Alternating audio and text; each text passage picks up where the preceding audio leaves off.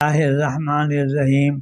حضرات محترم، میرے بھائی بہنوں اور بیٹیوں، میں آپ کو اشراحی بیان سنا رہا ہوں۔ آج میرا موضوع ہے کہ اپنے نظروں کی حفاظت کی جائے۔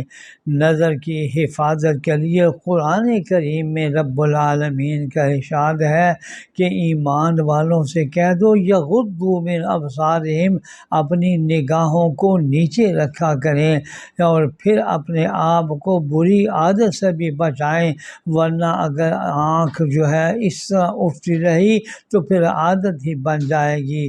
نظر کی حفاظت انتہائی ضروری ہے کہ بد نظری کبیرہ گناہ ہے، اس کی نحوست سے بسا اوقات انسان پر بڑی سزا آ جاتی ہے۔ علامہ ابن جوزی رحمۃ اللہ علیہ نے لکھا ہے کہ ایک حافظ قرآن تھا، اس نے ایک دفعہ بد نظری کی جس کی وجہ سے وہ شخص بالکل قرآن مجید بھول گیا۔ ایک مؤذن تھا، اذان دینے مینارے پر چڑھا، ہمسائے کی طرف نظر پڑی، ایک لڑکی نظر آئی، بس دل میں ایسا جوش اٹھا کہ اس لڑکی کے ساتھ عشق ہو گیا۔ نیچے اترا، پتہ کیا یہ کون لوگ ہیں؟ انہوں نے کہا ہم کرایہ دار ہیں اور عیسائی ہیں۔ کہنے لگا میں تمہاری بیٹی سے شادی کرنا چاہتا ہوں۔ انہوں نے کہا ہم شادی کرنے کو تیار ہیں، ہماری شرط یہ ہے کہ جو ہمارے دین پر ہوگا ہم اسی کے ساتھ شادی کریں گے۔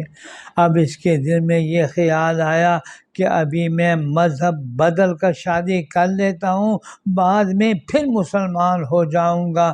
کہنے لگا ہاں میں عیسائی ہو جاتا ہوں۔ ایک دن یہ سیڑھیاں چڑھنے لگا تو سیڑھیوں سے پاؤں پھسلا، گردن کے بل گرا اور وہیں اس کی موت آ گئی، ایمان سے محروم ہو گیا۔ تو ابن جوزی نے اپنی کتاب میں لکھتے ہیں بد نظری کا ایک عذاب یہ بھی ہوتا ہے کہ اکثر ایسے لوگوں کو موت کے وقت اللہ تعالیٰ کلمے سے محروم کر دیتا ہے۔ یا اللہ ہمیں فکر آخرت اور ایمان پر خاتمہ نصیب فرما، آمین یا رب۔